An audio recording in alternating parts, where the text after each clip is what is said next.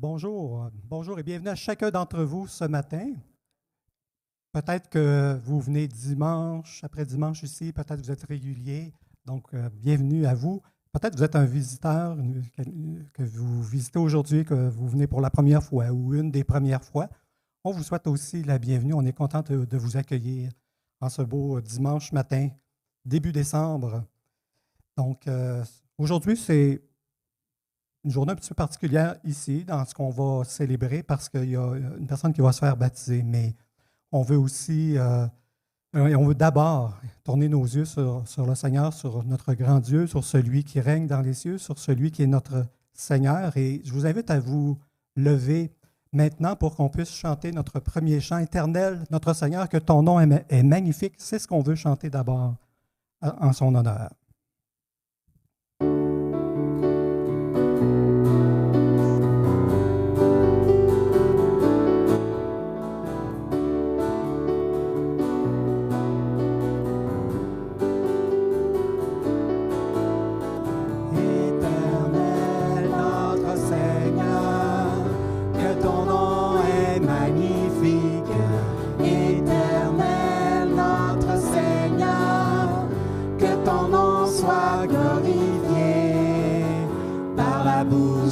Des petits, tu déploies ta majesté, tu confonds tes ennemis par ta force et ta bonté. Éternel notre Seigneur, que ton nom est magnifique. Éternel notre Seigneur, que ton nom soit glorifié. Regarde le ciel, la beauté de l'univers. Quel donc l'homme, ô Éternel, pour que tu le considères.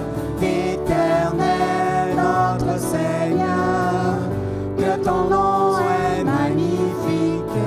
Éternel notre Seigneur, que ton nom soit glorifié.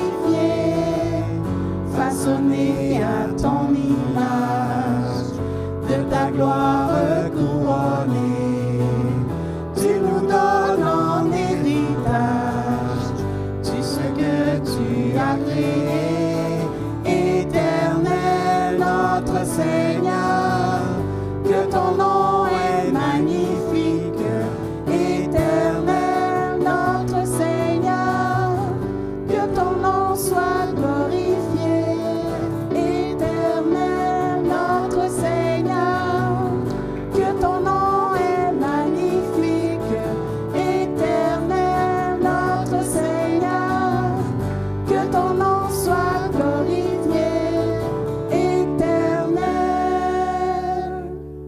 Il y en a parmi vous cette semaine qui ont observé la super lune.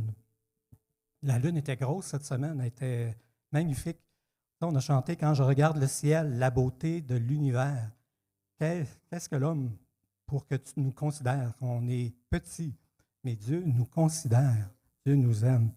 Et même, je vous parle de la lune. Ce matin, en m'en venant, je ne dois pas être le seul qui a vu le soleil et la lune en même temps. Nous autres étions à droite. Et c'était vraiment impressionnant de voir ça. Le Seigneur, on a chanté « Tu nous donnes en héritage tout ce que tu as créé ». Ça, c'est la grâce de Dieu, vraiment. J'invite les enfants à descendre parce que vous pratiquez des chants ce matin avec Mme Joanne. Donc, les enfants, je vous invite à descendre. Et je vous invite, vous ici, à prendre votre Bible. On va lire ensemble quelques versets dans Ésaïe, chapitre 9. Ésaïe, chapitre 9.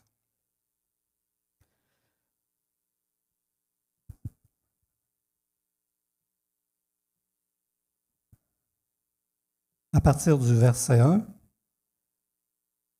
dans le livre d'Ésaïe. Donc, il est écrit « Le peuple qui marchait dans les ténèbres voit une grande lumière. Sur ceux qui habitaient le pays de l'ombre de la mort, une lumière resplendit. Tu rends le peuple nombreux, tu lui accordes de grandes joies. Il se réjouit devant toi comme on se réjouit à la moisson, comme on pousse des cris d'allégresse au partage du butin. Car le joug qui pesait sur lui, le bâton qui frappait son dos, la verge de celui qui l'opprimait, tu les brises, comme à la journée de Madian. Car toute chaussure qu'on porte dans la mêlée et tout vêtement guerrier roulé dans le sang seront livrés aux flammes pour être dévorés par le feu. Et je veux surtout insister sur le verset 5, « Car un enfant nous est né, un fils nous est donné, et la domination reposera sur son épaule. On l'appellera admirable, conseiller, Dieu puissant, Père éternel, Prince de la paix. »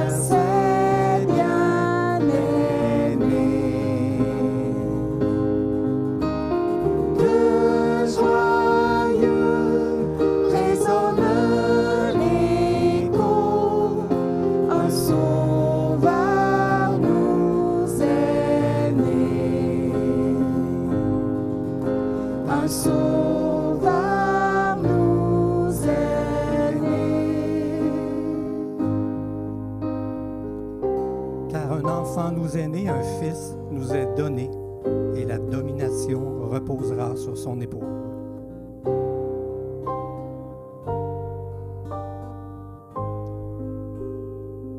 Je t'invite à prier avec moi. Seigneur, on te bénit parce que l'aube de l'espérance a percé l'obscurité. On vient de le chanter, Seigneur, parce qu'à travers Jésus, tu as fait les pas pour venir vers nous sur terre, nous qui avions désespérément besoin de toi. Seigneur, on veut te remercier de cet acte d'amour que rien ne peut égaler. Et Seigneur, qui s'est manifesté en ton Fils Jésus à la croix. Merci parce qu'il a d'abord dû naître comme un enfant qui a grandi, qui est mort pour nous et qui est ressuscité. Merci Seigneur de cette grande vérité qui peut bouleverser le monde aujourd'hui et qui a changé nos vies pour plusieurs d'entre nous ici rassemblés. Seigneur, bénis cet ensemble aujourd'hui. À toi, on veut rendre l'honneur et la gloire. Merci, vous pouvez vous asseoir. Et j'invite Régent qui va nous amener une méditation de circonstance.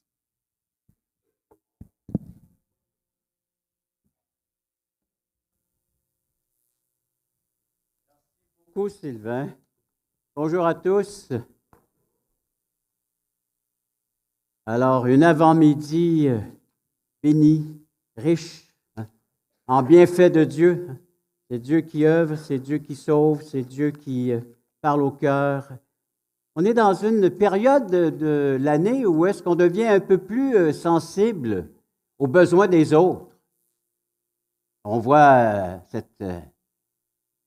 tous ces pas qui se font dans le but de venir en aide, soit aux défavorisés, démunis.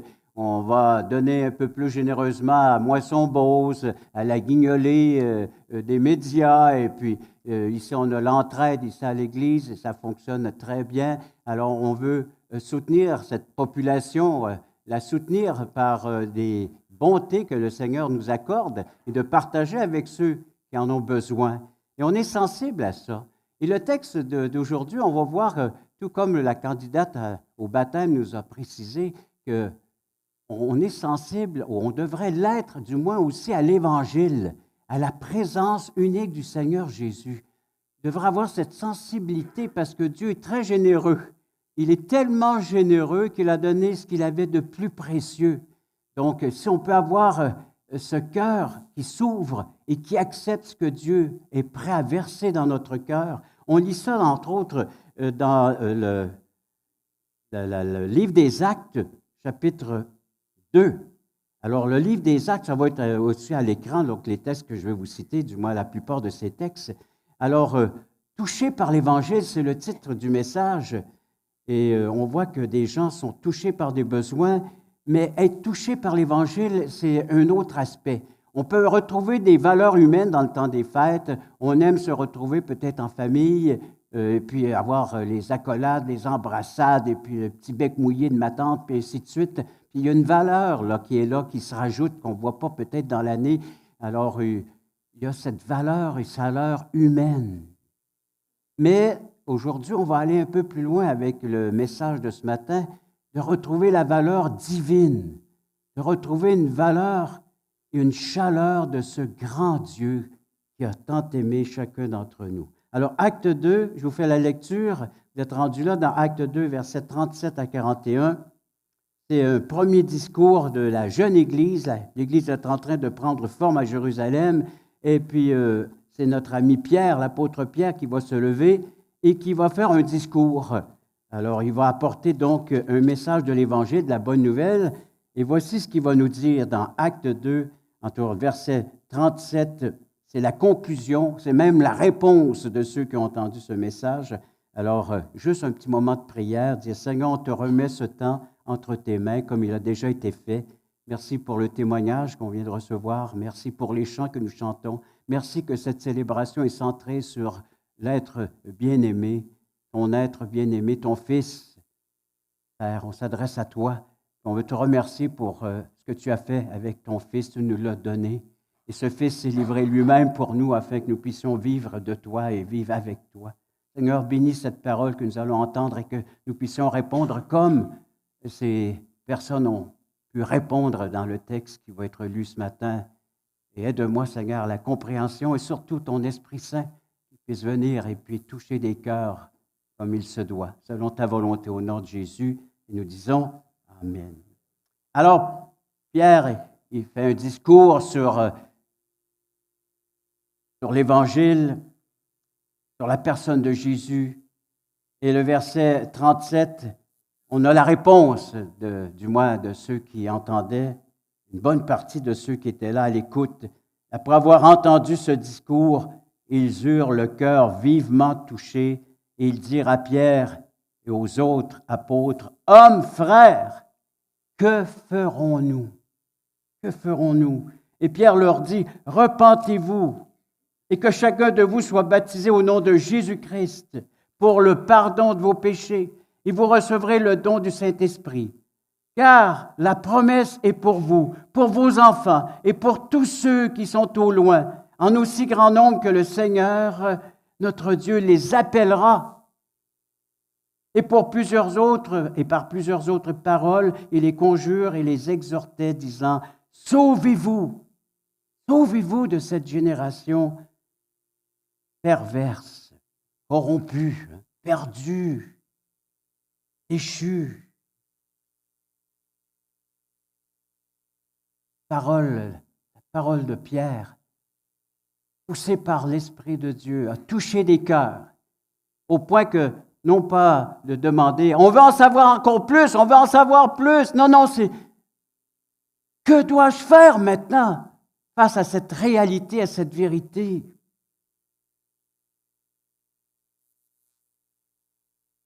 Il a présenté, je vous le fais en résumé avec quelques textes. Vous avez le texte sous vos yeux. Alors, le discours commence, chapitre 2, et puis il va dire au verset, 23, « Cet homme livré selon le dessein, arrêté selon la prescience de Dieu. » Il parle de Jésus. « Vous l'avez crucifié, vous l'avez fait mourir par la main des impies. Mais Dieu l'a ressuscité en le délivrant des liens de la mort, parce qu'il n'était pas possible qu'il soit retenu par cette mort. » Et ensuite, le verset 32, c'est ce Jésus que Dieu a ressuscité. Nous en sommes tous témoins, élevé par la droite de Dieu. Il a reçu du Père le Saint-Esprit qui avait été promis. Il l'a répandu comme vous le voyez et l'entendez. Et ensuite, le verset 36, que toute la maison d'Israël, oui, c'est un message qui s'adressait premièrement à la nation d'Israël, mais aujourd'hui, il s'adresse aux nations et à tous ceux qui sont dans cette salle et ceux qui sont à l'écoute de ce message. Ça, c'est donc avec certitude que Dieu a fait Seigneur et Christ, ce Jésus que vous avez crucifié. Et c'est là que la réponse vient. Mais que devons-nous faire? Que devons-nous faire? Ils ont été touchés. Et le message était clair, c'est qu'il les tenait responsables. Dieu, par l'entremise de Pierre et le Saint-Esprit, tenait responsables tous ceux qui étaient à l'écoute de ce message. Oui, il a été crucifié à Jérusalem, mais là, c'était la grande fête, c'était la Pâque juive. Ça venait de toutes les nations, ça venait de partout. Et juste avant, vous lirez qu'on entendait donc le message de l'Évangile. Pierre prêchait dans toutes les langues et les apôtres pouvaient s'adresser dans toutes les langues différentes qui pouvaient exister dans cette période-là. Alors, les gens arrivaient de certains pays pour adorer leur Dieu, pour rencontrer leur Dieu, pour adorer leur Dieu, pour célébrer leur Dieu, faire une grande fête en l'honneur de ce Dieu, de se rappeler qu'un jour, ce Dieu, apportait la délivrance, libérait, apportait une liberté de la conscience et de l'âme, de ce poids du péché que le Seigneur avait promis un jour par toutes ces présentations de l'Ancien Testament, de ces agneaux qui étaient offerts jour après jour, et dans cette grande fête, une fois par année, dans le lieu très saint, d'offrir un holocauste, un sacrifice pour le péché de la nation. Ça allait se rappeler ça. Et là, il trouve un prédicateur qui se lève à côté de toute cette grande cérémonie-là. Il prêche la parole, puis il dit, c'est ce Jésus-Christ que vous avez crucifié. C'est lui qui est le libérateur. C'est lui qui est le sauveur. C'est lui qui est l'agneau qui ôte le péché. C'est lui qui a accompli une fois pour toutes votre délivrance, votre liberté. C'est lui qui vous donne accès au Père. C'est lui qui vous permet d'entrer dans le royaume de Dieu et de bénéficier des soins de Dieu en tout temps. Cœur vivement touché. Nous sommes tous responsables, nous aussi. Et c'est le premier aspect. Le Seigneur dit par l'entremise de Pierre de se repentir, de réaliser que nous sommes tous coupables. Comme notre candidate au baptême a dit, elle a réalisé que c'était ses péchés qui étaient portés à la croix, les siens. Il a porté votre péché, vos péchés à vous aussi. Alors nous sommes tous responsables de la mort de Christ aujourd'hui. De les dire, mais je n'étais pas là, moi, il y a 2000 ans. Oui, mais eux aussi n'étaient pas à Jérusalem. Et nous aussi, aujourd'hui, on peut bénéficier d'une grâce que le Seigneur avait prévue d'avance pour le pécheur. Repentance, repentance. La grâce est toujours disponible à quiconque veut bien se repentir. Repentance, c'est j'allais dans une direction. Avec mon fardeau, mes peines, mes souffrances, mon péché, et je marchais. Et souvent la tête penchée vers le bas. Et là, je me détourne de tout ça, de cette vie-là misérable, pour me tourner vers celle de Dieu, que Dieu m'offre en son Fils Jésus-Christ. Repentance, demi-tour, et j'accepte ce qu'il m'offre, et je lui consacre, et c'est le plus beau cadeau qu'on peut faire à Dieu. Si on veut lui être agréable, c'est de lui offrir tout notre aide, notre vie, comme il a été mentionné dans le témoignage, de lui offrir l'être que nous sommes, parce qu'il l'a racheté à un grand prix. Il a tout payé pour sauver l'être que je suis, l'être que vous êtes. Et d'accepter, de repentir et de placer. Repentez-vous que chacun de vous soit baptisé au nom de Jésus-Christ. Identifiez-vous avec la personne de Christ. Identifiez-vous à son œuvre qu'il a accomplie. Alors donc, baptisé. On pourrait mettre entre parenthèses, si on reprend cette phrase de Pierre, Pierre leur dit, repentez-vous et que par le pardon du péché, vous receviez le don du Saint-Esprit. Entre parenthèses, on peut mettre « baptisé au nom de Jésus-Christ ». Repentez-vous, acceptez ce que Dieu vous offre en Jésus-Christ, vous recevrez le Saint-Esprit et vous aurez tout ce que Dieu vous accorde par la personne de Christ. Suite à cela, faites-vous baptiser en son nom. Entre parenthèses, cette petite phrase. Pourquoi? Parce qu'ailleurs, dans les Saintes Écritures, c'est ce que nous voyons, C'est ce que nous voyons donc dans Acte 10. Je vous fais un autre texte. Dans Acte 10, nous voyons très bien qu'il fallait se repentir et par la foi recevoir que Dieu nous offre avant d'être baptisés dans les eaux, comme on va le voir dans les prochains instants. Acte 10, versets 47 et 48. Encore une fois, c'est Pierre qui est appelé à faire un discours, cette fois chez des non-juifs. Alors, appelez la famille à Corneille et tous ses amis qui étaient rassemblés pour entendre l'Évangile. Alors, il avait reçu cette vision venant de Dieu. Un jour, elle rencontrerait une personne qui lui rapporterait l'Évangile. Et le verset 47 de Acte 10, alors Pierre dit, « Peut-on refuser l'eau du baptême à ceux qui ont reçu le Saint-Esprit, aussi bien que nous? » Et il leur donna qu'ils soient baptisés au nom du Seigneur, sur quoi ils le prièrent de rester quelques jours auprès d'eux pour en entendre davantage. Voyez-vous, ceux qui passent dans les eaux du baptême, c'est ceux qui se sont repentis, sont tournés vers Dieu et accepté ce que Dieu leur offre. De reprendre Dieu comme il est dans les Saintes Écritures, de retrouver Dieu parce qu'on l'a abandonné quelque part, de reprendre ce Dieu. Dans 2 Corinthiens chapitre 5, et là il va être mentionné sur l'écran dans 2 Corinthiens chapitre 5, les cœurs touchés, notre ami, cette fois, c'est Paul, dans 2 Corinthiens 5.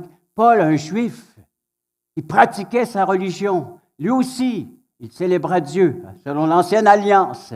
Mais ici, il va dire quelque chose qui a tout changé, tout bouleversé, sa vie, son existence, au point de devenir un disciple, un apôtre même du Christ. Mais qu'est-ce qui a pu changer sa vie et son cœur? Bien, on le voit ici dans 2 Corinthiens chapitre 5. 2 Corinthiens chapitre 5 à partir du verset 14 et 15.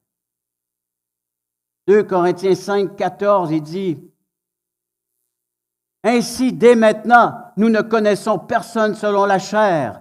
Et si nous avons connu Christ selon la chair, maintenant nous ne le connaissons plus de cette manière. Si quelqu'un est en Christ, il est une nouvelle création. » Une nouvelle création. 14 et 15, je vous lis un peu plus bas, mais plus haut. « Car l'amour de Christ nous presse. » Alors ça, c'est le verset que peut-être mentionné à l'écran, là, oui. « L'amour de Christ nous presse.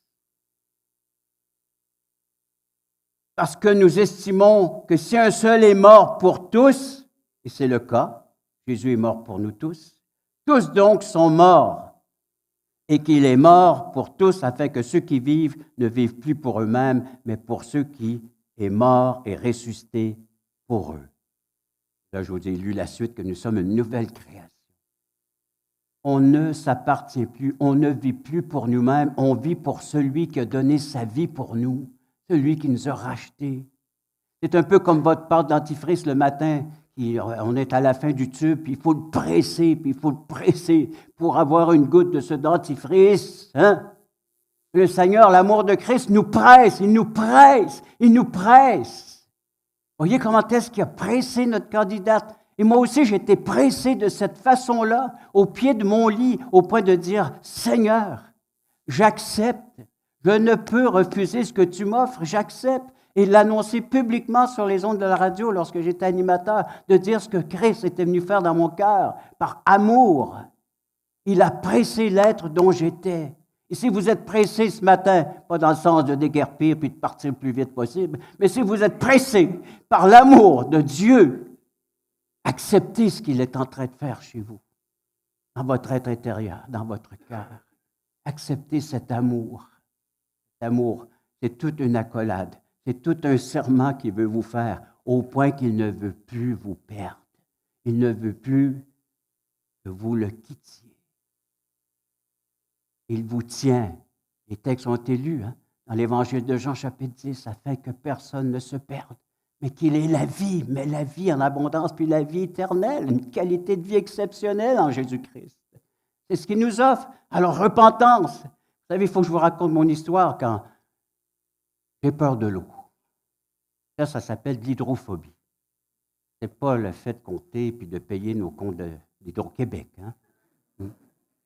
L'hydrophobie, c'est la peur de l'eau. Pourquoi j'ai peur de l'eau? Je ne le sais pas, mais j'ai peur de l'eau. Alors, on avait une grande piscine chez nous, pour les enfants, pas pour moi, mais pour mon épouse et les enfants. Moi, j'y allais de temps en temps, mais ça me prenait tout un équipement.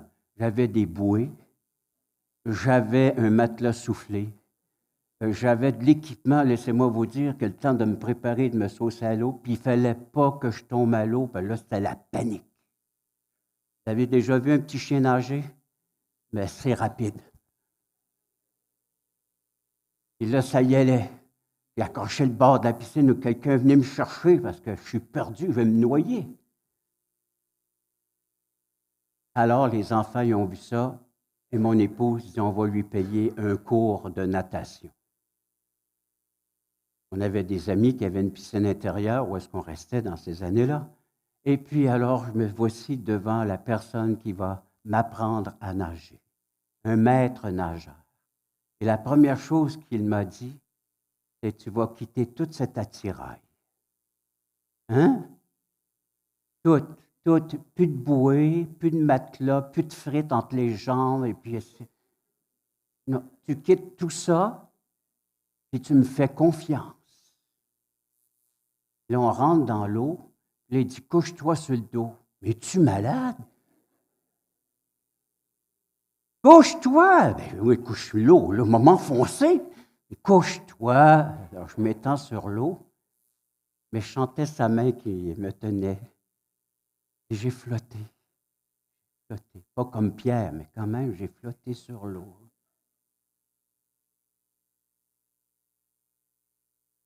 La repentance, c'est exactement ça. Tu quittes sur tout ce que tu comptais pour aller au ciel, pour avoir une place au ciel, pour essayer de faire les œuvres, pour essayer de faire ce que Dieu te souhaite de ton bord. Tu quittes tout ça et tu acceptes qu'il te soutienne, lui, par sa main toute puissante, qui est le Seigneur Jésus-Christ. Le maître nageur, j'ai fait confiance. Il a fallu, pendant une bonne période, pour apprendre. Mais lui, c'est Jésus-Christ, ton sauveur. Tu peux lui faire confiance éternellement. Il va te soutenir dans cette mer agitée, dans ces épreuves, dans ces agitations de la vie. Il va te soutenir. Il l'a promis et il tient promesse. Premier point. Deuxième point que nous voyons, c'est que recevoir le Saint-Esprit. C'est ce que Pierre dit. Alors, repentez-vous Vous êtes vivement touché, alors agissez en conséquence. Alors repens-toi, tourne-toi vers lui, hein, au nom du Seigneur Jésus, et tu recevras le Saint-Esprit. Mais que va-t-il faire, le Saint-Esprit, dans tout cela? Ben, c'est lui qui accomplit cette œuvre de salut. C'est lui qui permet aux pécheurs que je suis, que vous êtes, d'être convaincus que vous avez besoin d'être pardonnés et d'être réconciliés. C'est son œuvre. C'est son œuvre.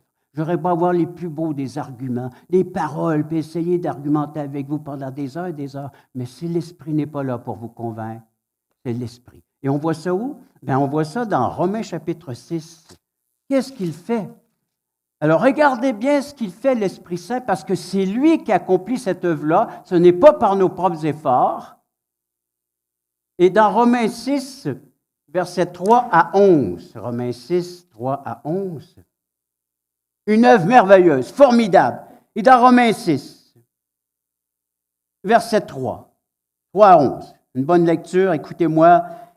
Alors, c'est Paul qui parle de son expérience, qui partage ce qu'il a vécu lui aussi, mais ici, il partage l'Évangile avec tous ces gens qui sont là, qui sont prêts à recevoir cette lettre. Puis il dit, « Ignorez-vous que nous tous qui avons été baptisés en Jésus-Christ, c'est en sa mort que nous avons été baptisés. Nous avons donc été ensevelis avec lui par le baptême en sa mort, afin que comme Christ est ressuscité des morts par la gloire du Père, de même nous aussi nous marchions en nouveauté de vie. En effet, si nous sommes devenus une même plante avec lui par la conformité à sa mort, nous le serons aussi par la conformité à sa résurrection, sachant que notre vieil homme, alors ça c'est notre ancienne vie, a été crucifié avec lui, afin que le corps du péché soit réduit à l'impuissance.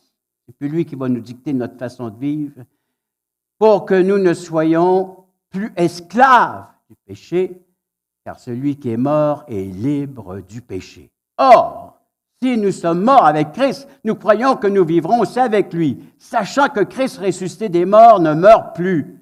La mort n'a plus de pouvoir sur lui, car il est mort, et c'est pour le péché qu'il est mort une fois pour toutes, parlant de l'œuvre de Jésus. Il est revenu à la vie, et c'est pour Dieu qu'il vit. Ainsi, vous-même, regardez-vous comme mort au péché et comme vivant pour Dieu par Jésus-Christ. Et tout cela s'accomplit lorsque vous vous tournez vers Dieu, vous lui confessez votre péché, vous avouez votre échec, votre vie perdue, et c'est l'œuvre du Saint-Esprit qui vient vous apporter ce que je viens de décrire. Identifier déjà une nouvelle vie en vous.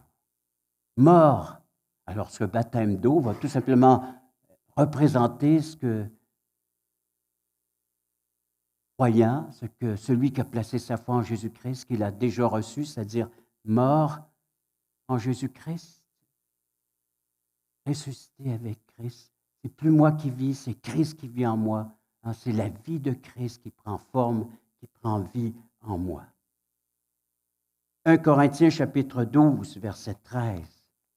1 Corinthiens, on parle encore ici de ce baptême de l'Esprit, le baptême de l'Esprit. Suivra plus tard le baptême d'eau, comme notre candidate a si bien mentionné. Et dans 1 Corinthiens 12, vous savez, ce texte il va être aussi à l'écran, 1 Corinthiens 12, verset 13. Alors encore une autre lettre de Paul, dirigée par l'Esprit de Dieu. Il veut exhorter une Église à vivre dans l'unité. Et il va dire, 1 Corinthiens 12, verset 13, verset 12, tiens. Verset 12, « Car comme le corps est un, il y a plusieurs membres, et comme tous les membres du corps, malgré leur nombre, ne forment qu'un seul corps, ainsi en est-il de Christ. L'Église est un corps formé de plusieurs membres, mais c'est le corps de Christ. Et voici le verset 13, « Nous avons donc en effet été baptisés dans un seul esprit. » Tout croyant est animé, rempli, s'il le veut, parce que il dit « Soyez remplis. » Et habiter, oui, tous habiter, pour former un seul corps, soit des Juifs, soit des Grecs, non-Juifs, soit peu importe la condition de vie, esclave, libre, mais nous avons tous été abreuvés d'un seul esprit. Alors, t'es-tu repenti? As-tu accepté la vie de Christ? Es-tu habité par l'Esprit de Dieu? Tout cela se passe avant le baptême d'eau. Tout cela se passe là avant le baptême d'eau. Et le troisième aspect qu'on voit dans les choses à faire, Pierre précise, c'est de recevoir l'enseignement du Christ, de suivre le Christ, de le suivre, de marcher pas à pas avec lui, avoir confiance, se fier à Dieu, croire Dieu sur parole. Dans Jean 15, Jean chapitre 15, l'enseignement du Maître, du Seigneur, dans Jean 15, il va le dire. Versets 9 à 11, Jean 15. Condition maintenant, si vous voulez pleinement bénéficier de cette nouvelle vie en Christ, si vous voulez qu'elle produise un fruit chez vous, si vous voulez qu'elle soit agréable à Dieu, qu'elle honore Dieu, si vous voulez que votre vie reflète cette nouvelle vie, que votre être que vous êtes reflète la nouvelle vie de Christ. Et dans Jean 15, versets 9 à 11, Jésus dit à ses disciples, « Comme le Père m'a aimé, je vous ai aussi aimé. » Quelle tendresse! Quelle tendresse! Demeurez dans mon amour. Demeurez. Reste là. C'est là que tu vas être bien. C'est là que tu vas trouver un réconfort, consolation, une aide, un soutien. C'est là, dans mon amour. Demeurez dans mon amour. Si vous gardez mes commandements, alors sa parole, vous demeurez dans mon amour, de même que j'ai gardé les commandements de mon Père. Quelle unité! Et que je demeure dans son amour. Je vous ai dit ces choses afin que ma joie soit en vous et que votre joie soit parfaite. La même joie que le Seigneur qui a accompli la volonté du Père, qui a obéi à la parole du Père, il dit vous aussi maintenant. Restez dans cet amour, obéissez à votre nouveau maître qui est votre Seigneur, le Jésus, et on a une joie commune. Je suis dans la joie, mon Père est dans la joie, et vous serez dans cette même joie, une joie qui est dans l'obéissance, une joie qui est dans la parole de Dieu. S'il vous manque de joie, ouvrez la parole de Dieu, lisez-la, et demandez au Seigneur quelle est la prochaine action que vous devriez faire. La joie qu'il y a dans cette parole et dans l'obéissance. N'est-ce pas l'ordre que nous avons tous reçu? Et l'Église a reçu? Allez, allez, faites de toutes les nations des disciples, baptisez-les au nom du Père, du Fils et du Saint-Esprit, et enseignez-leur tout ce que je vous ai prescrit. Et c'est ce que nous faisons ici. On essaie de le faire le mieux possible. Le Seigneur le fait très bien, lui. Nous, on est des humains avec nos faiblesses, au pasteur. Mais le Seigneur, lui, il est parfait et son œuvre est parfaite. Nous vous transmettons ce message afin que vous puissiez vous aussi profiter pleinement de cette grâce, de cette bonté que le Seigneur accorde depuis plus de 60 ans ici en Beauce. Et même avant, certainement, cette Église a été fondée il y a plus de 65 ans maintenant. La grâce de Dieu se manifeste en Beauce. Qu'allez-vous faire de cette grâce? Et ceux qui écoutent sur Internet, la grâce de Dieu se manifeste chez vous par l'entremise de la proclamation, comme Pierre l'avait fait. Un acte d'obéissance. C'est ce qui définit le baptême. Le baptême d'eau. Le candidat va obéir à son nouveau maître, le Seigneur Jésus-Christ, qui l'a touché en profondeur, non seulement en surface, mais qui est allé chercher ce dont elle avait besoin, un pardon, une réconciliation, une aide, afin de saisir, de comprendre cette vérité par l'Esprit Saint. Le baptême au nom de Jésus, nouvelle identité, nouveau maître, personne touchée par l'Évangile, qui revient vers Dieu et qui place sa foi en Jésus-Christ. Repentance, saisie et habitée par l'Esprit Saint, qui reçoit l'enseignement du Seigneur Jésus.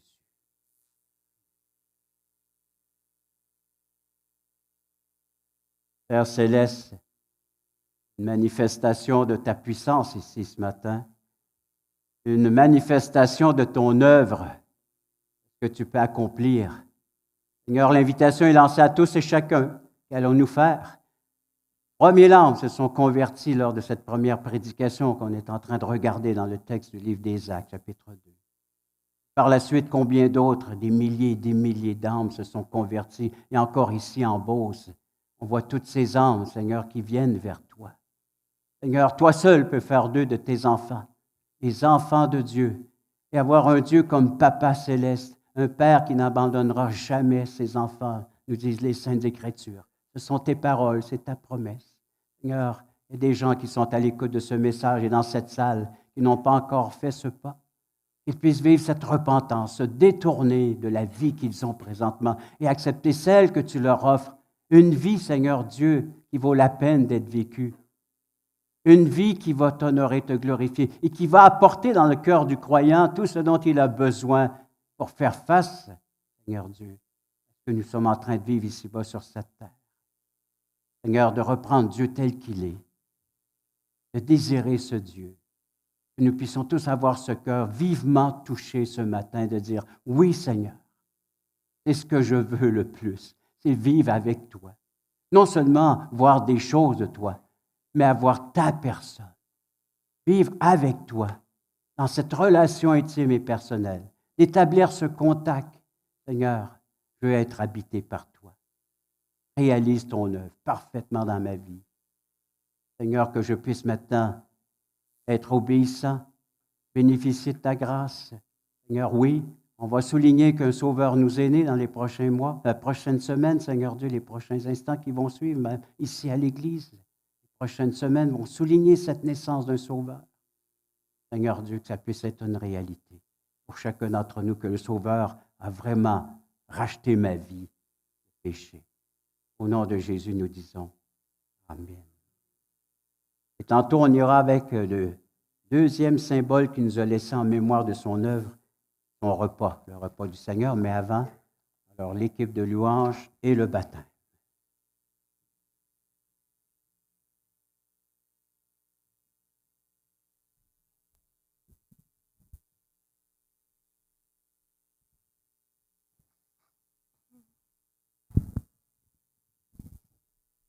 Le troisième point de ce qu'on vient d'entendre parlait des enseignements du Seigneur de Christ et qu'est-ce qu'on a aujourd'hui pour pouvoir suivre ces enseignements? Bien, c'est la parole, sa parole, la Bible. Et le prochain chant va nous rappeler comment c'est un précieux trésor, la parole de Dieu. Donc, j'invite à vous lever pour qu'on puisse le chanter ensemble.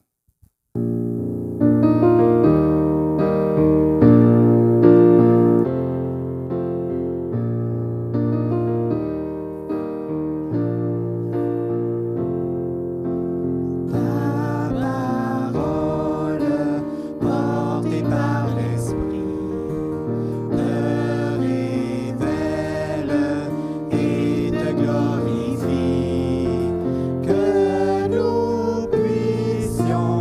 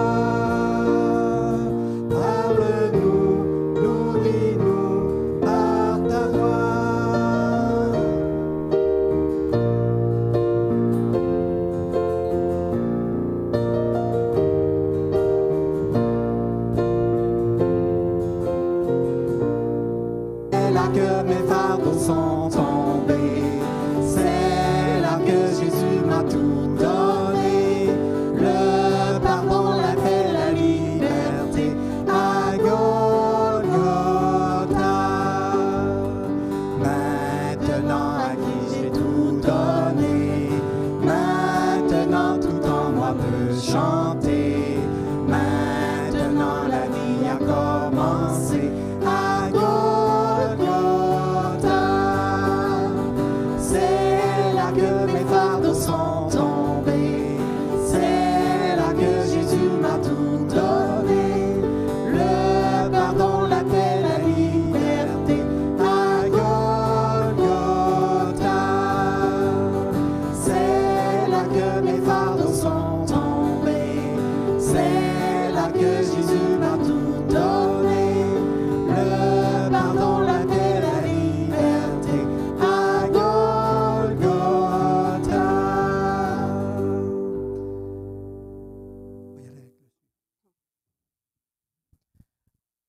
Tantôt, Marie va participer pour la première fois à la table du Seigneur. En tout cas, on veut la faire participer, donc on attend qu'elle arrive. Et on veut chanter Change mon cœur, Seigneur.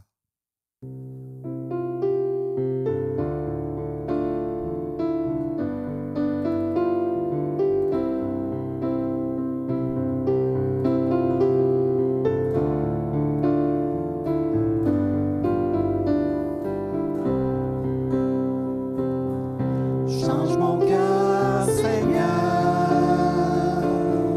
et purifie-moi. Change mon cœur, Seigneur, que je sois comme toi. Jésus, tu es le potier, je suis l'argile. Brise-moi, façonne-moi, oui c'est mon désir. Change mon cœur, Seigneur, et purifie-moi. Change mon cœur, Seigneur, que je sois comme toi. Jésus, tu es le potier, je suis l'argile. Change-moi, façonne-moi, oui c'est mon désir. Change mon cœur, Seigneur, et purifie-moi. Change mon cœur, Seigneur,